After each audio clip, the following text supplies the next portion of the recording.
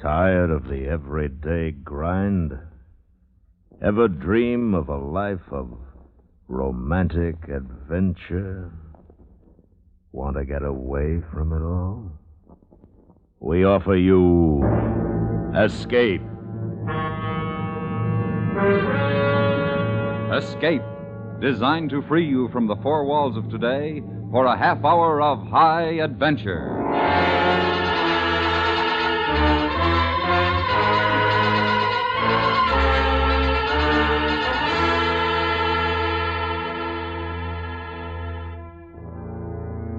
You are running from an unseen enemy, frightened and alone, living from day to day, while your pursuer, unrelenting and murderous, is gaining on you, ready to trap you in a place from which there is no escape.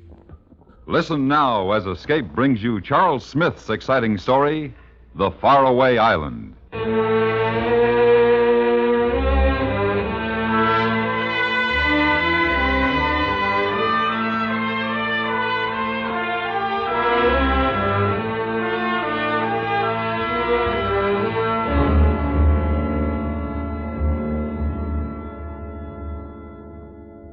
Time is the important thing. If you don't know it now, you will when you've reached the 50 mark. That's why the money was so important. It would give me time. With it, I could return to a life I had lived 6 years before, during the war, on the island of Amoka.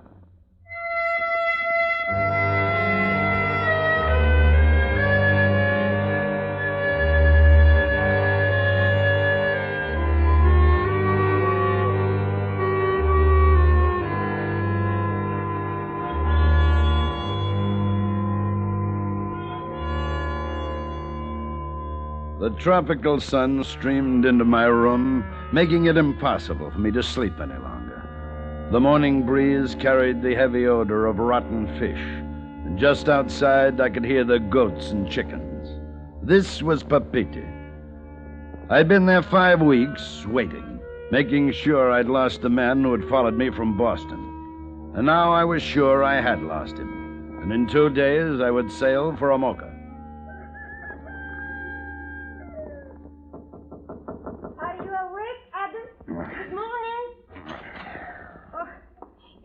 Man, get up. You promised to buy me breakfast. Don't let Mama Tita find you here. Oh, she knows I'm here. She told me where you were, and she said I might wake you. Give me a cigarette. How do you feel? Terrible.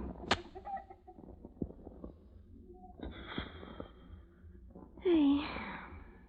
We shall have breakfast at Quinn's, and you can tell me more about your island. My island? Oui, you called it your island. I drink too much. Never listen to a man when he's under the influence. What else did I tell you last night? Oh, you talked of your son. How proud you are of him. It was all very boring. I'm sure. What else? Oh, nothing. It is going to be a lovely day. What else, Anise? You are in love, Adam. Sure I am. With you. No. What makes you so sure? You mentioned her name last night. It was enough. Just hearing the way you say her name. Look, you'd know about these things. Is it possible for a man to love a woman he hasn't seen in 6 years? If he has not seen her, he has had no reason to stop loving her. Now, you get dressed. I'm hungry.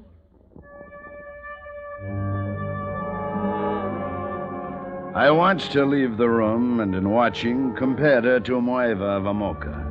The Moeva of 6 years ago. It was an unfair comparison. I swung my legs over the side of the bed, stood up, and half an hour later, I was stirring my second cup of coffee. You said last night that you were going to leave Tahiti soon. Is that true, Adam? Yes, I've waited here long enough. I do not understand why you waited at all. If I love someone, I do not wait for anything. If I want to go someplace... More coffee, Anise? No, thank you. Adam, I will miss you very much. Could you take me to this island with you? What? I would be no trouble, even if you do not love me. We could be friends. No, Anise. You'd find the island very dull. And after a while, you'd find me pretty dull, too. Oh, please, Adam. Monsieur Adam? Monsieur Adam. Good morning, Joe. Oh, I have been looking every place for you. The hotel, the docks, every place. Oh, what is it now? Mama Tita worried? She sent you to collect her bill? You Americans. Well, you think of his money. Sometimes there are more precious things. Like what? Like a man's freedom? All right, you skinny little rat. Talk. Oh, put him down, Adam. You are choking him. Put me down, please. Put me down. When you talk. All right. All right, I talk. I was not going to take money for this. But now... Here. All right. This morning, early, a ship docked. It has been taking on copra from the islands north of here. Go on. I was there at the docks, and Keep talking. this American, I heard him asking questions. Where could he find the American who came here from Tonga River 6 weeks ago? What makes you so sure he was looking for me? The man he is seeking is tall, very tall and very big. And he is about 50 years old. What did you tell him? Nothing, monsieur. I was sure you would appreciate it if I told him nothing.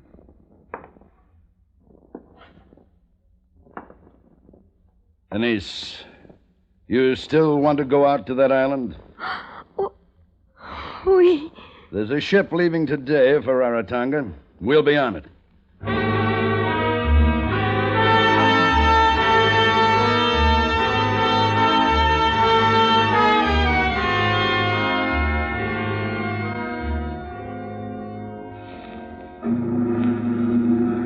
The Gildan sat low in the water, its belly full of canned goods for the island. According to the shipping notice, it would sail at high tide. I made arrangements with the captain. Well, it is a very unusual request, Mynheer Hamish, Adam Hamish. Mynheer Hamish. What you are asking me to do. Such a waste. It's my money. Oh, I was not referring to the money. But very well. I will do it. Good. What time do we pass Moorea, Captain? It will be close to midnight. You understand the girl is not to know. Yeah, I understand. I do not approve, but I understand.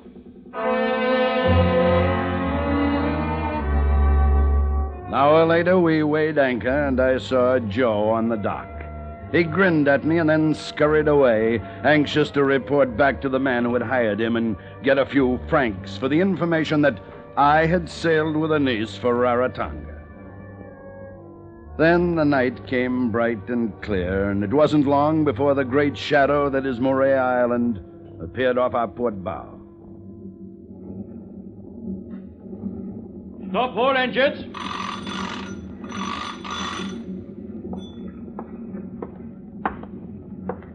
Are you ready, Mynheer? Yes? Over here. You have not told the girl? No. That is wrong. I hope someday she meets you again. Maybe she will. Take care of her. See that she gets back safely, will you? You will have to hurry. We are too close to shore. Adam? Adam? Now, Mynheer, get in. Roll away! Adam! Adam, where are you going? Adam, wait! Take me with you! Adam, take me, please! Adam!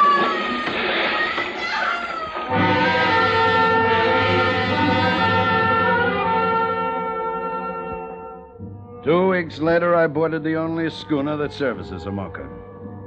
5 days out, we put in at another island to pick up a passenger. Then we put out to sea again. I was sitting on deck watching the porpoises race alongside. Good morning, sir. Morning? Mind if I join you? No. I owe you an apology, you know. Huh? I've been staring at you. I hope you didn't notice. No. Tell me, is your name Hamish? Adam Hamish? Yes? I thought so. Allow me to introduce myself. I'm Crawford, J.C.W. Crawford, Copper, Government Control. I was sure you were Hamish. This chap in Papeete last week described you so perfectly. Last week in Papeete? Yes, I flew down to catch the schooner. This fellow, what did he look like? Oh, American chap. Decent sort. Somehow I got the impression he'd just flown in from Rarotonga. I remember he said he'd been off on a wild goose chase looking for you.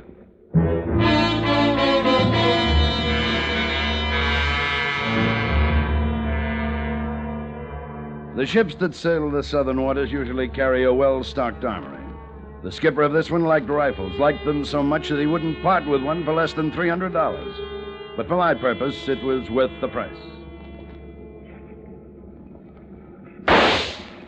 Good shooting. You hit him right forward to the dorsal fin. There's another over there. Care to have a try? No, thanks. I'm a rotten shot. Captain says we'll be landing tomorrow. You intend staying on Amoka? Yes, I do. Good. I'll have someone to talk to when I come by every couple of months. Have you been there since the war? No, not since 44. I hope you won't be disappointed. You know, when you Americans left, it seemed to take the heart out of the people. Have you ever lived on the island? Only for a bit in 1949 it was. Did you ever know a woman called Maeva? No. Can't say that I did. Native woman? Uh-huh. Oh. I see.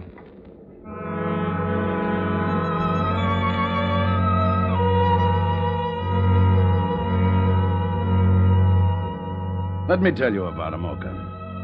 The maps say it's an atoll, 12 miles long, surrounded by coral reef, with a passage through the reef to the deep harbor inside.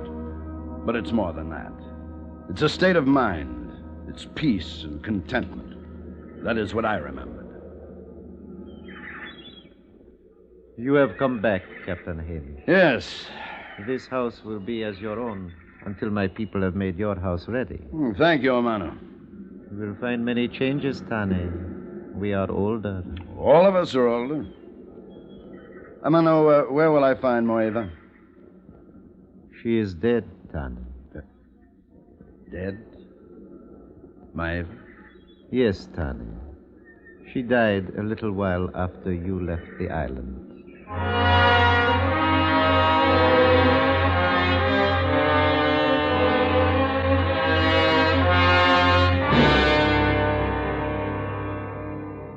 They had buried her on a hill overlooking the bay. I stood for a long time looking at the ground in which she was lying, and in that place the memory of her was sharp and clear, but it was only a memory. Those first days I walked around the island, it wasn't the same. With Maeve, I'd never noticed the flies, the heat, and the quick torrents of rain. But the people hadn't changed. They still walked with an unmatched dignity, and I was glad to be home. 8 weeks later, a schooner sailed through the passage in the reef. Through my binoculars, I could see Crawford on the deck, and standing beside him was a taller man. Captain Hamish. Yes, I see it. You will go to the dock, Tane? No, I will wait in my house. Tell your people that if anyone should ask for me, I will be here in my house. Yes, Tane. I watched and I waited until the tall stranger started walking slowly up the beach toward me. When he reached the whitewashed stones that marked the beginning of my land, I raised the rifle to my shoulder. My finger slid across the trigger, and then I saw his face. This man who had followed me across half the world was my own son.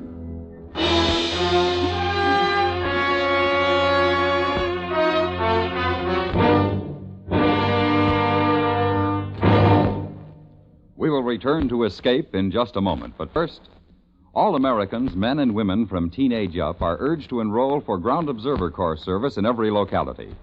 You are needed immediately, and the job to be filled is an important one. Write or telephone your nearest Civil Defense Center, or write to Ground Observer Corps, Air Force, Washington 25, D.C.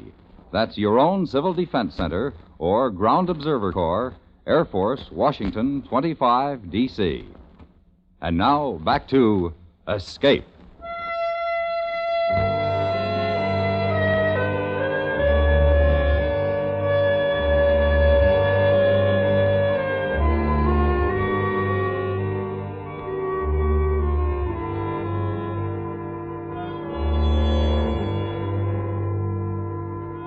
I sat there watching as my son slowly made his way up the path to my house. Then I went to the door, the rifle still crooked across my arm. You're a fool! I could have killed you easily. You still can. Do it now. You'll never get another chance. Well, what are you waiting for? Paul! You know why I'm here. Take you back. You're ready. We'll leave now. If not, you better use that rifle. What's it gonna be? I'm staying here, Paul. Are you sure?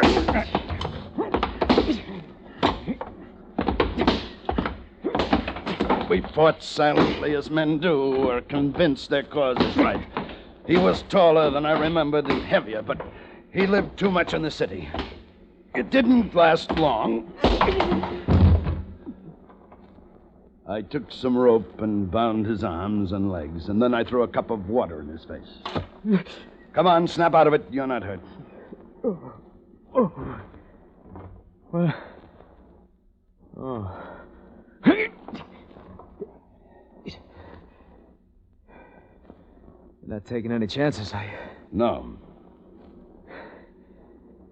Think the schooner will leave without me? Yes. We might as well make the best of this, Paul. We're going to be stuck here together for 2 months. Untie me. I will. After the schooner has cleared the harbor.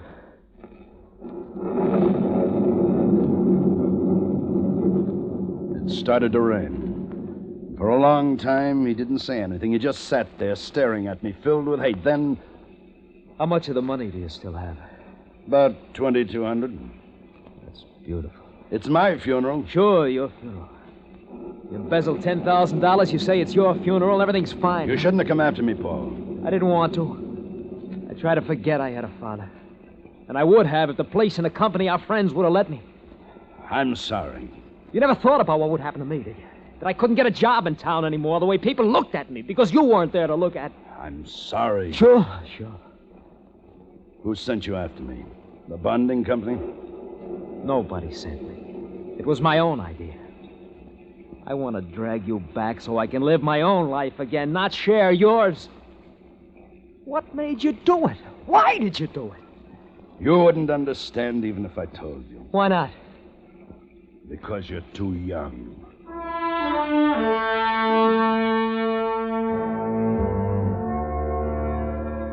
I cut him loose that night, and the next morning I showed him around the island.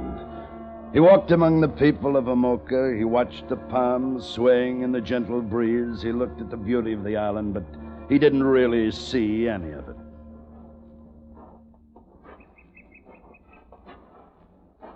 Here. This spot here. This should do it. Should do what? What are you talking about? A spot of ground. It's not too far from the village. It's clear of brush. I can build my house here. Your house? You didn't think I'd stay with you. I guess not. In a few more minutes, we'd reached the copra grove and were standing before the kiln that's used to bake the meat from the shell of the coconuts. Well? You'll work here in the grove.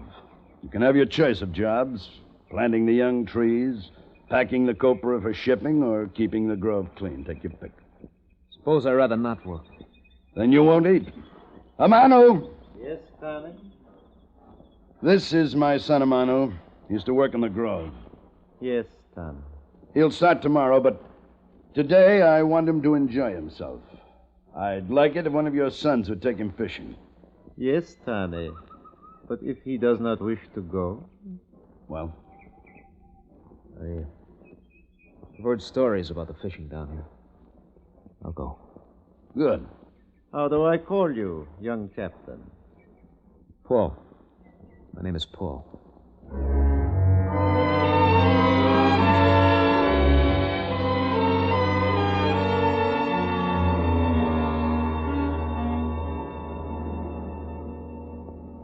Whiskey? Yeah, please.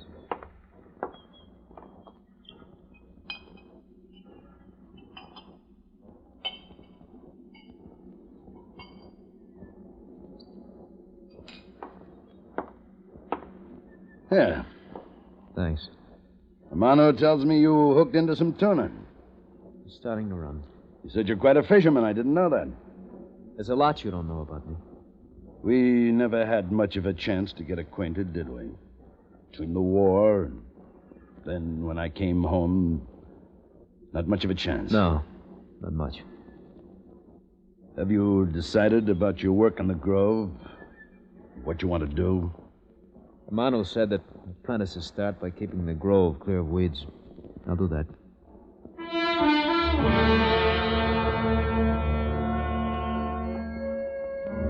His hands were raw and bleeding when he came in from the Grove that first day. But by the end of the second week, his hands and his body toughened. And then he left the hut the chief had let him use. He'd completed his own. We didn't see much of each other after that. And then, the night of the Kai to celebrate the great catch of tuna. Your son is well liked by my people, Hamish Tane. Well, thank you, Amano. He has done well in the grove. They have made him planter of the young trees. I saw him working among the trees yesterday. Do not worry about his feelings toward you. His head is not clear. He is young. Has he mentioned leaving the island? He counts the days.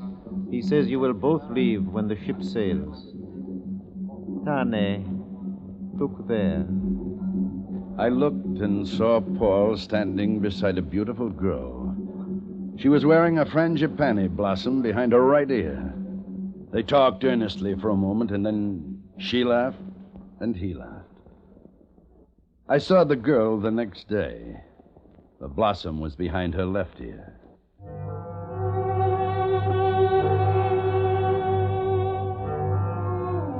The days and weeks passed. And then there was only a week left before the schooner would return. Hamish! Hamish Tane! Wake up, Hamish Tane! Huh? What is it? The copra, the grove, insects, Tane. Many, many insects that will destroy the grove. Come on! There are 100 things that can happen to a grove of young trees, and the worst of them is the invasion of these tiny, vicious termites. No one knows where they come from. They appear suddenly and without warning, and there's only one thing to do. You burn the young trees that are infected. And here, Tane, see, this one. Bring that kerosene over here. Here, give me that. All right, get back, Amano. What are you doing? You crazy? Over here, Tane. Why are you doing it? Stop it. Hurry, Tane. Bring the kerosene, Paul. No, I won't let you do it. I won't let you burn the grove. Tane. Get out of my way. I said no!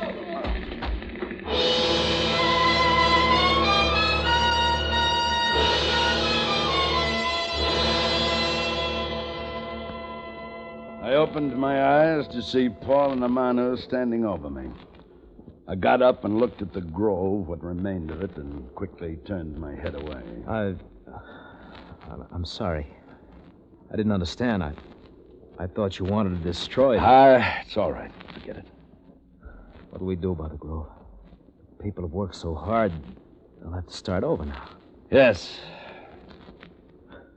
Well, come on. I'll take you to your house.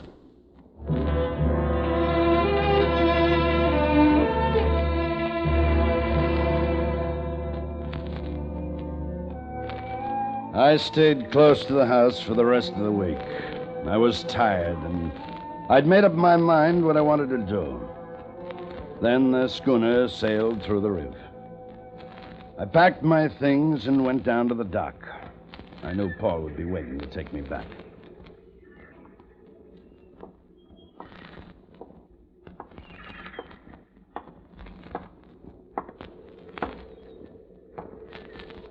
You came down early. Yes.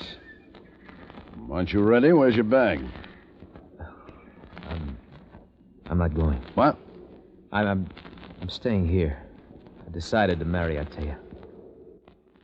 You've given this some thought. You're sure? Yes. Look, I don't know if this will help, but Once you told me I was too young to understand why you had to come back here, even if you had to steal to do it. Well, I understand now. And if you want to stay... No. No, I want to go back. Set things right. Look, you don't have to. I know. You remember that we're here, waiting for you? I'll remember. We'll keep your house ready. You won't be away too long. You'll come back, Dad.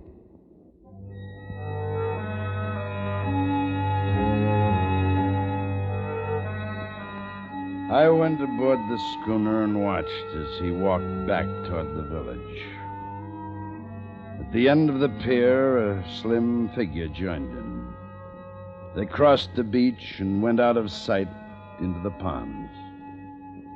The girl, Itea, and my son, Paul.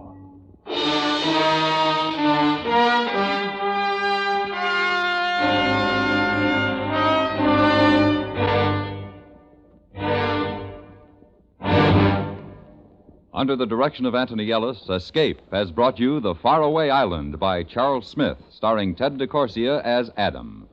Featured in the cast were Anthony Barrett, Edgar Beria, Marion Richmond, Vic Perrin, Jack Crucian, and Richard Peel.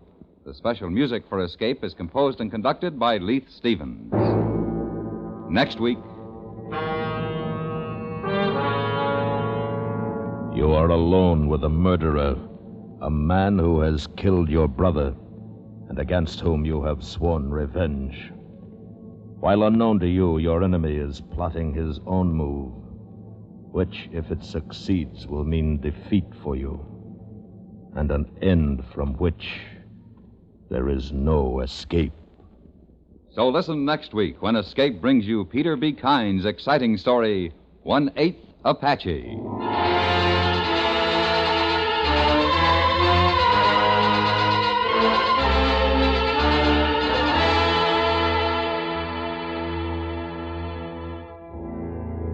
Lovely Dorothy McGuire, star of Broadway and Hollywood, will be heard on CBS Radio tomorrow evening in a dramatic story entitled The Fall of Maggie Phillips. It's another in your Lux Summer Theater series, so be listening for it tomorrow night on most of these same stations. The Fall of Maggie Phillips, starring Dorothy McGuire. This is George Walsh speaking. And remember, for suspense all summer, hear Crime Classics Monday nights on the CBS Radio Network.